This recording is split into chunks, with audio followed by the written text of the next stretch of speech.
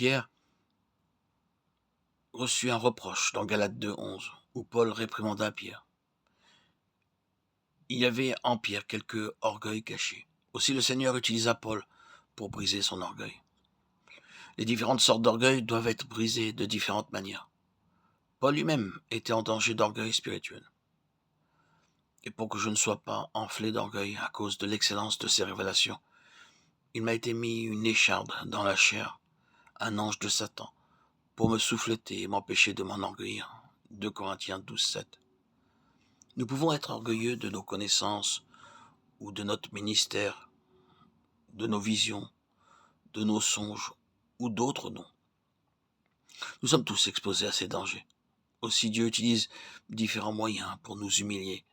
De même manière qu'il utilisa une écharpe dans la chair de Paul pour le maintenir dans l'humilité. Nous ne savons pas jusqu'à ce jour quelle était cette écharpe. Ce devait être quelque chose de très pénible et insupportable de bien des manières. Dieu peut utiliser bien des moyens et des chemins dans sa souveraineté pour nous garder dans l'humilité lorsque nous sommes bénis. De la même façon, David devint orgueilleux de ses victoires et il dut être humilié. 2 Samuel 24:1-4. Dieu a sa propre manière pour briser chacun de nous. David lui-même en témoigna dans 1 Samuel 17:47, déclarant très hardiment qu'il n'avait pas à compter sur l'épée ou sur aucune autre arme, mais sur Dieu.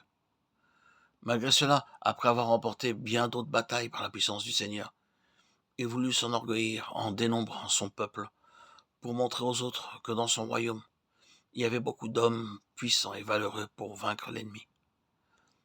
Il commanda à Joab de dénombrer le peuple. Joab lui rappela qu'il n'avait remporté aucune bataille par sa propre force ou par la force de son armée, mais que c'était le Seigneur qui avait combattu pour lui. Cependant la parole du roi prévalut et Joab dénombra le peuple jusqu'à ce que la colère de Dieu s'abattît sur David et qu'il l'amena sur l'aire de bataille de Samuel 24:15-16 pour briser son orgueil. Un aire de bataille est un endroit où les hommes séparent le grain de la balle. David commençait à tirer orgueil de sa connaissance, de ses projets et de ses plans. Mais Dieu lui dit, « David, pourquoi appelles-tu habileté ce qui n'est rien que de la balle ?» Il devait être amené à l'aire de bataille pour être humilié, vidé, et pour briser et chasser sa force et son indépendance. Dieu fait de même avec nous afin de nous rendre complètement dépendants de lui.